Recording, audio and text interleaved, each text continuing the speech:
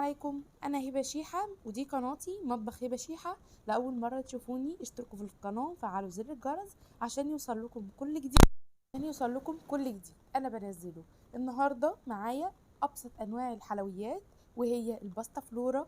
تعددت واختلفت المسميات فيها، في اللي بيقول عليها الباستا فلورا وفي اللي بيقول عليها المبروشه لو هنبشر العجينه بتاعتها، وكمان في اللي بيقول عليها تارت المربى. هعمل لكم النهارده الباستا فلورا بطريقه بسيطه. اصلا هي اسهل طريقه حاجه حلوه ممكن تعملوها، باسهل طريقة وبأقل مكونات. هنقدر نعمل الباستا فلورا. هتفتحي التلاجة كده هتطلعي مكوناتها لأنها سهلة جدا جدا جدا. يلا بينا نقول المكونات. المكونات معايا 3 كوبايات دقيق، نص كوباية سكر، نص كوباية زبدة مذابة أو بدرجة حرارة الغرفة، ربع كوباية من الزيت، كمان بيضة، معلقة خل صغيرة، كيس فانيليا، معلقة ممسوحة من البيكنج باودر. هكتب لكم المقادير بتاعتي في صندوق الوصف اللي هو العنوان، اضغطوا عليه هيدخلكم على الوصفة، يعني الوصفة مكتوبة، خدها سكرين. يلا بينا. هنحط في بولة كل السوائل اللي عندي، اللي هي معلقة الخل، ربع كوباية الزيت، نص كوباية زبدة وعليها معلقة من الزبدة، كمان نص كوباية من السكر والفانيليا والبيضة. هضرب كل ده مع بعضه، وكمان السكر هضرب كل ده مع بعضه، كل المواد السائلة مع بعضها ومعاها السكر لحد ما القوام معايا السكر يدوب خالص ويبقى فاتح حاجة بسيطة. تمام. معايا 3 كوبايات من الدقيق، هنزل عليهم بمعلقة أكل من بتاعتنا العادية ممسوحة بيكنج باودر. اسهل حاجه حلوه هتعملوها، هتدعولي بجد بعد ما تاكلوها لانها حلوه جدا جدا. وهقولك لو ما عندكيش مربى زيي هتعملي ايه، علشان هي لازم تنحشى مربى. معرف عليها دايما او معروفه يعني بربة المشمش، بس احنا يعني اي مربى انت بتحبيها تقدري تحطيها. تمام كده. تحسي كده ان هي يعني من باب كده البيزيفور والسابليه، بس هي ناعمه قوي، بتدوب اكتر منهم كمان. حسيتها من طعمها، اصلا انا اكلتها قبل كده في محل حلويات، بس بصراحه اللي انا عملتها احلى واجمل كمان لاني خدماها في الزبده، وكمان آه مستخدمه لها مكونات بسيطه، وكمان على قد الايد خالص، وهتطلع معاكي كميه حلوه قوي حسب التقطيع اللي انت هتقطعيه.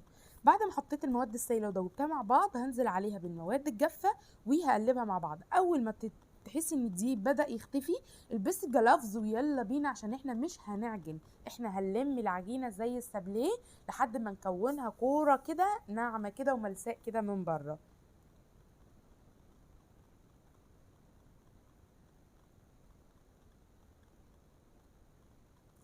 زي ما انتم شايفين كده انا بلم العجينه، بحاول بقدر الامكان اخفي الدقيق على قد ما اقدر علشان يشرب الزبده اللي معايا كلها والمواد اللي معايا تشرب كده من بعضها.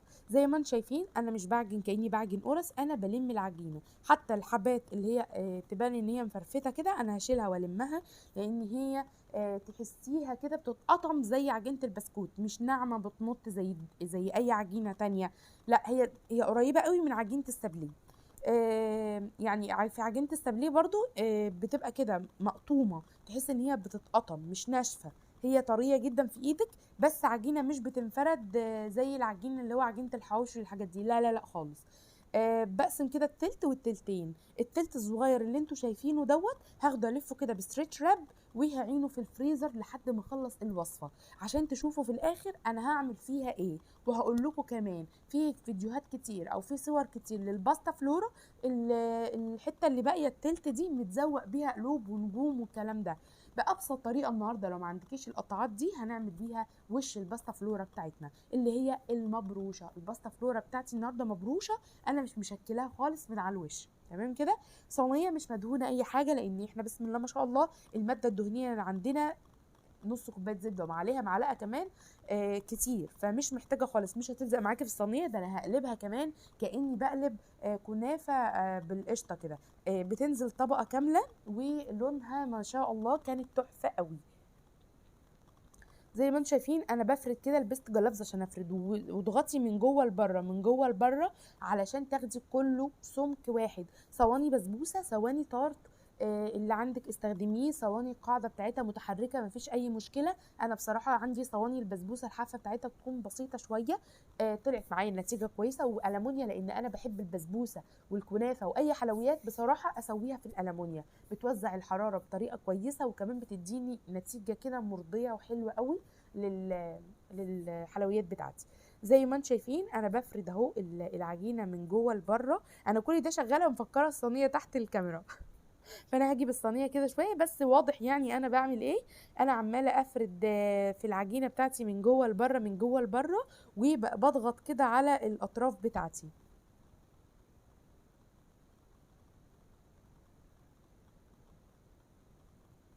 خلي الاطراف متساويه، خليها الاطراف عاليه بعلو الصينيه علشان يديكي شكل التارت اللي بيتعمل في الصينيه المخصصه بتاعته.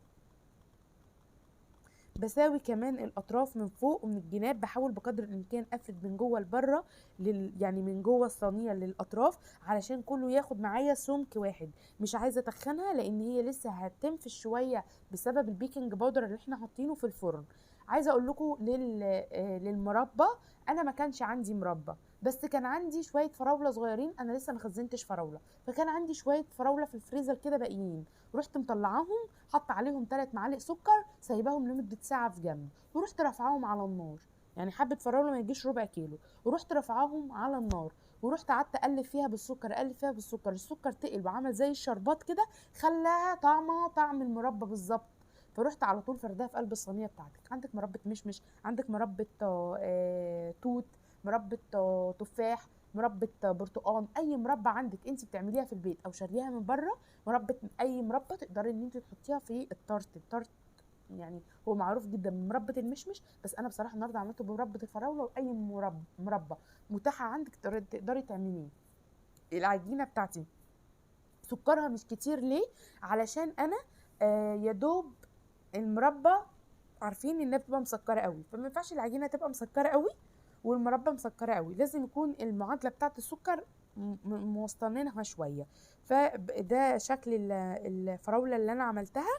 زي ما قلت لكم طلعتها مجمده، كان حوالي ربع كيلو في كيسه، حبه صغيرين قوي، ورحت مدوباهم في معلقه، حاطه عليهم معلقتين 3 سكر، ركناهم في جنب لمده ساعه، ورحت رافعاهم على النار 10 دقايق وانا بقلب فيها. ولو هي قطع اهرسيها خليها بيوريه خالص حتى لو عندك مربى قطع.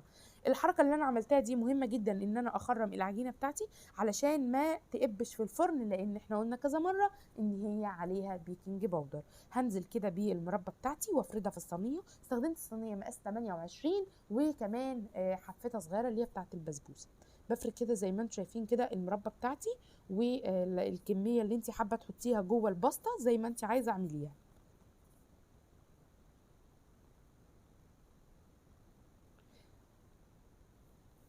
هجيب بقى حته العجينه اللي انا عينتها في الفريزر، اللي هي التلت اللي احنا عيناه في الفريزر، وهبشره. هجيب المبشره بتاعتي وهبشرها زي ما انتم شايفين كده. لازم تكون ماسكاها في ايدك جامده. تقدري بقى في العجينه دي من غير ما تدخليها الفريزر تفرديها ما بين اكياس ثلاجه وتقطعيها زي السابليه باشكال السابليه وتحطيها على الوش.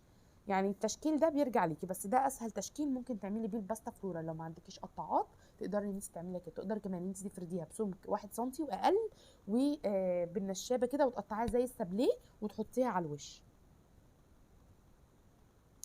الفرن بقى في الفتره دي او في الوقت ده انا مسخنه الفرن على درجه حراره 180، وحاطه الشبكه بتاعتي على الرف التاني في الفرن تمام كده، ومشغله من تحت ومن فوق. على فكره ما بتاخدش من 30 ل 40 دقيقه، واقصى حاجه 35 40 دقيقه، وبتطلعيها اول ما بتحسي كده ان اللون ظهر من الجوانب، اعرفي ان هي استوت من تحت واللون بقى تمام، وهياخد كمان لون من على الوش. وبتطلع بقلبها كده في الصينيه، وزي ما انتم شايفين الظهر بتاعها كان عامل ازاي، وكمان الوش بتاعها عامل ازاي، الارتفاع عامل ازاي. بجد احلى باستا فلورا ممكن تعملوها وبطريقه تكون كويسه وسهله ومكوناتها بسيطه جدا. يلا نقول تاني المكونات لحد ما نقطعها. معايا 3 كوبايات من الدقيق، عليهم معلقه كبيره ممسوحه من البيكنج باودر، كمان معايا رشه من الفانيليا او كيس فانيليا صغير، معايا بيضه، معايا كوبايه زبده وعليها معلقه، يعني نص كوبايه زبده ومعلقه زبده تمام كده. كمان معايا ربع كوبايه من الزيت، كمان معايا معلقه من الخل، وهضرب كل ده مع بعضه، ونص كوبايه من السكر. هضرب كل السوائل مع بعضها وهنزل بالدقيق والبيكنج باودر لحد ما اكون معايا العجينه. ده شكلها بعد ما اتقطعت. مش مقرمشه، هي ما بين الوسط، فيها سنه قرمشه وطريه في نفس الوقت، بس حاجه كده طعمها واو، كانك بتاكلي سابليه ناعم قوي، او بتاكلي حاجه. انا مدخلاه بصراحه من باب كده البيديفور والسابليه والتارت والحاجات دي. كمان في ناس كتير بره مصر بيقدموها بالايس كريم الفانيليا، فانا جبت لكم بولة ايس كريم فانيليا صغيره كده وقدمتها بالشكل ده، لو تحبي تاكليها بالايس كريم. وبعدين هي بتتساب بعد ما بتطلع من الفرن، بتتقطع بعديها بساعه، تكون بردت خالص لانها هتفرفت معاكي جامد وهي سخنه. سيبيها تبرد تماما وابداي قطعيها، بتقعد لتاني يوم تحفه، ولتالت يوم تحفتين، وبالف هنا وشفا على قلبكم. يا رب الفيديو اللي عجبكم لحد لو الآن ما تنسونيش شفنا اللايك والشير وسبسكرايب اليوم للقناة اللي وتفعيل زر الجرس، اشتقنا له وتعليقاتكم الحلوة اللي دايما مشجعاني. دنيا قولوا لي في التعليقات وصعب كمان انتوا الناس عايزين يا حبيبي فيديوهات تاني اعملها وماله لكم وتكون برضو ما بسيطة وعلى بين قد الايد. الحلوة دي على فكرة بسيطة جدا، ومكونات موجودة في البيت، وعلى فكرة ممكن تعمليها بسمنة عادية لو ما عندكيش زبدة، يعني مفيش توفير اكتر من كده. وفي نفس الوقت حاجة حلوة وشيك، بناكلها في المحلات بره غالية جدا، وبتيجي في طبق الحلويات. على فكرة لو ركزتوا هتلاقوا منها في طبق الحلويات. وصلوا لي الفيديو ده ل 100 200 300 لايك علشان يوصل لناس كتير يشوفوه، وعشان كمان تشجعوني انزل لهم وصفات احلى واحلى من الاول. دمتم بالف خير، وربنا يديمكم نعمه في حياتي، ويا رب دايما اكون عند حسن ظنكم، ومع السلامه.